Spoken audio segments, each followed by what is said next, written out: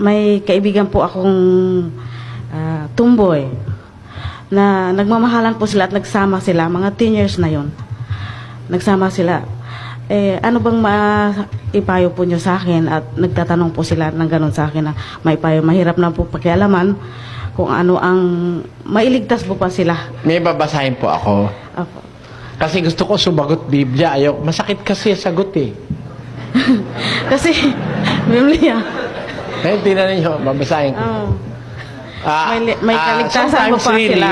Makaligtasan. I have to be honest with you. Yeah. I have to be compassionate to the third sex. Yung mga bading, mga tomboy, mga silahis. Third sex daw yan. Ewan ko kung meron pang fourth o meron pang fifth. Ang alam ko may hepatitis A, B, C. Pero yung mga tomboy, lahat ng tao po nilikha ng Diyos eh. We have to accept the fact that every existing being now is created by God. Lahat tayo, Diyos ang gumawa sa atin. Pati nga bulag, pati lumpo, pati kung sino-sino. Basahin muna natin.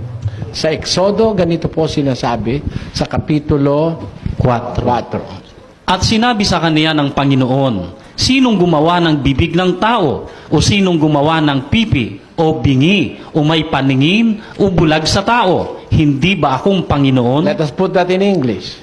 And the Lord said unto him, Who hath made man's mouth? Or who maketh the dumb, or deaf, or the seeing, or the blind? Have not I the Lord? Is it not the Lord who made everybody, according to this verse? Even the blind, the mentally incapacitated, the physically incapacitated people. They are all creations of God, showing us how versatile the God of the heavens is. He can make anything or create anything that He wanted to create. But there is wisdom that must be understood in the diversities of creation. Pagdating po sa tao, may kanya-kanya tayong emosyon, ugali, gusto. At meron kanya-kanyang sexes. Hindi ba? Gender. Ngayon, yun pong tomboy at saka yung bakla, merong ano yan eh. There is a war inside him. Ano ba ako talaga? Lalaki ba ako talaga? Oo. Tignan ko, lalaki naman ako.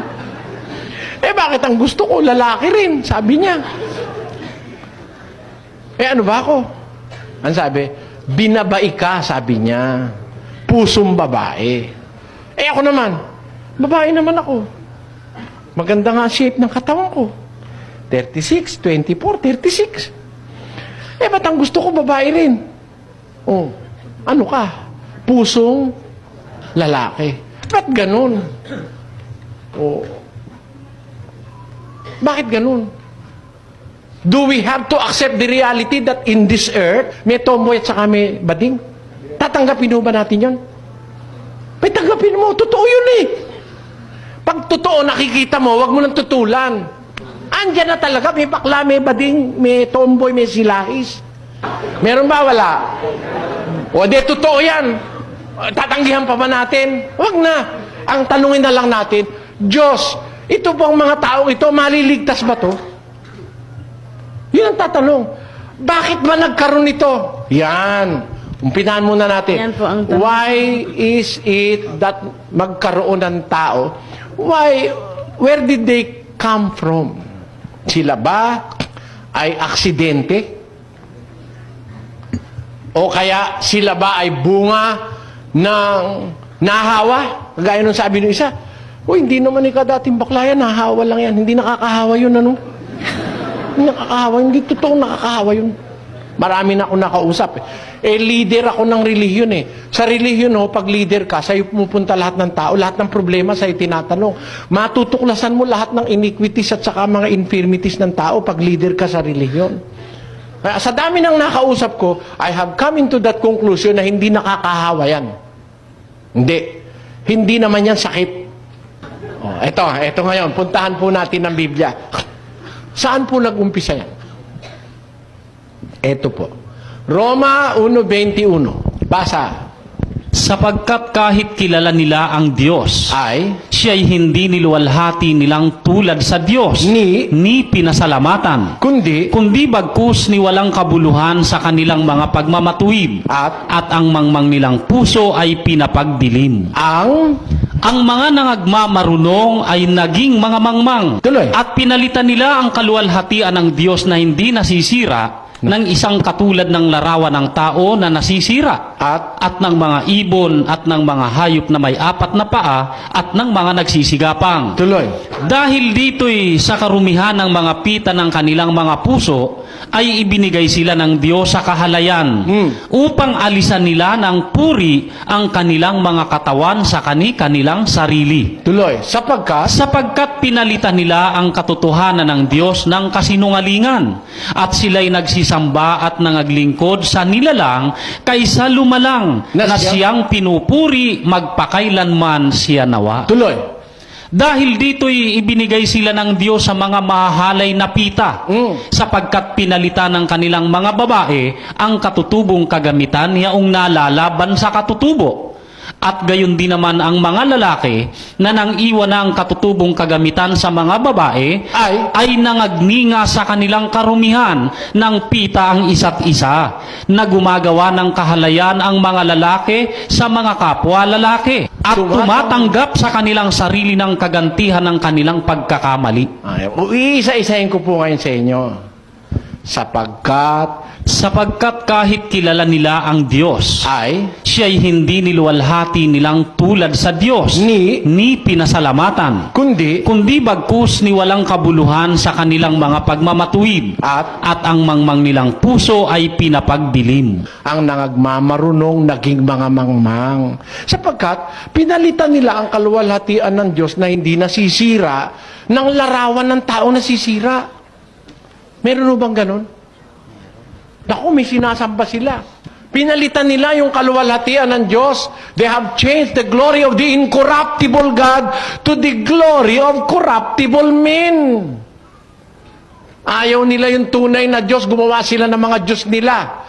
Tapos, dahil dito'y sa karumihan ng mga pita ng kanilang mga puso, ay ibinigay sila ng Diyos sa kahalayan, upang alisan nila ng puri ang kanilang mga katawan sa kanilang sarili, sapagkat pinalitan nila ang katotohanan ng Diyos ng kasinungalingan, at sila'y nagsisamba at naglingkod sa nilalang kaysa sa lumalang, na siyang pinupuri magpakailanman siya nawa. Dahil dito, ibinigay sila ng Diyos sa mahahalay na pita, sapagkat pinalitan ng kanilang mga babae ang katutubong kagamitan yaong nalalaban sa katutubo. Ay gayon din naman ng mga lalaki, nang iwan na yung katutubong kagamitan sa mga babae, nangagninga sa kanilang sarili ng pita ng isa't isa, na ang lalaki gumagawa ng kahalayan sa kanyang kapwa lalaki. Saan ang galing yun? Nanggaling po yan sa pagsamba sa Diyos-Diyusan. Nanggaling yan sa hindi pagkilala sa tunay na Diyos. Kaya nagkaroon ng ganyang problema ang society. Naging anak tayo ng mga sumasamba sa Diyos-Diyusan.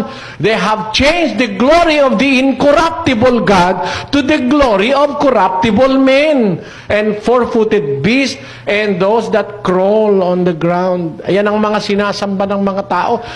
Kinalimutan nila yung Diyos. So, God has given them into uncleanness.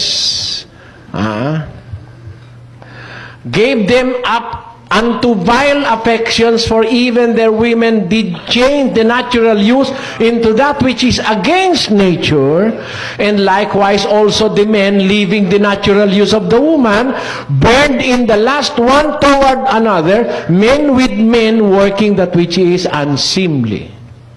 See? Ang dahilan po niyan, kapatid, yung hindi pagkilala sa Diyos. Ngayon, nandyan na yan. Let us accept the fact na meron na po ngayong babae na mas gusto niya yung kapwa niya babae. At meron na ring lalaki, ayaw na sa babae, gusto niya naman yung kapwa niya lalaki. Pero ang tanong, may pag-asa bang maligtas po yan? Alam mo ba, mapapalitan mo pa ba yun? Yun na nga talaga ang pagkatao niya. Lalaki ang kanyang katawan, ang puso niya ay babae. Siyempre, sino magugustuhan niya? Lalaki rin. Babae kanyang katawan, pero ang puso niya ay lalaki, sino magugustuhan niya? Babae rin. Pero, kinukonsinti ba ng Diyos yun?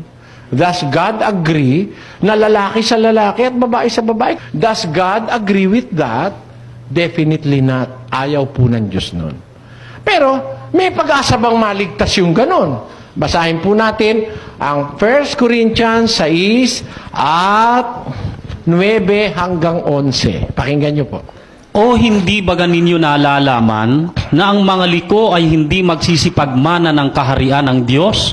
Huwag kayong padaya, kahit ang mga mapakiapid, ni ang mga mananamba sa Diyos-Diyosan, ni ang mga mangangalo niya, ni ang mga nagsasababae, ni ang mga mapakiapid sa kapwa lalaki, ni ang mga magnanakaw, ni ang mga masasakim, ni ang mga manglalasing, ni ang mga mapagtungayaw, ni ang mga manglulupig, ay hindi mangagmamana ng kaharian ng Diyos.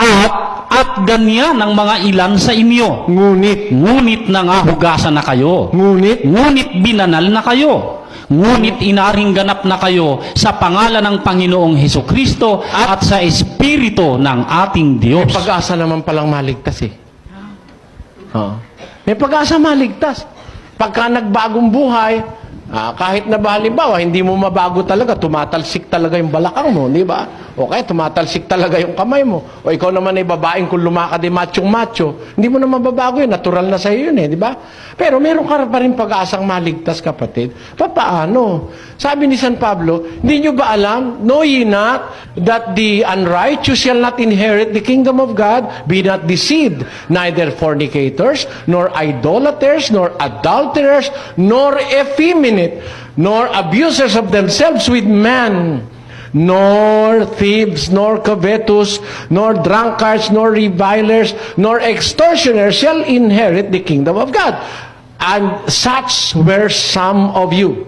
But ye are washed, ye are sanctified, ye are justified in the name of the Lord Jesus and by the Spirit of our God. So, may pag-asa pong maligtas. Bakla, tomboy, silahis, kahit sino pwedeng maligtas. Huwag lang tayong gagawa ng labag sa utos. So, you can be saved. Under those situations, pwede ka rin maligtas. Ganun po. Yung sinasabi nyo naman, payuhan natin na hindi pinapayagan kasi ng Diyos yung same-sex marriage eh.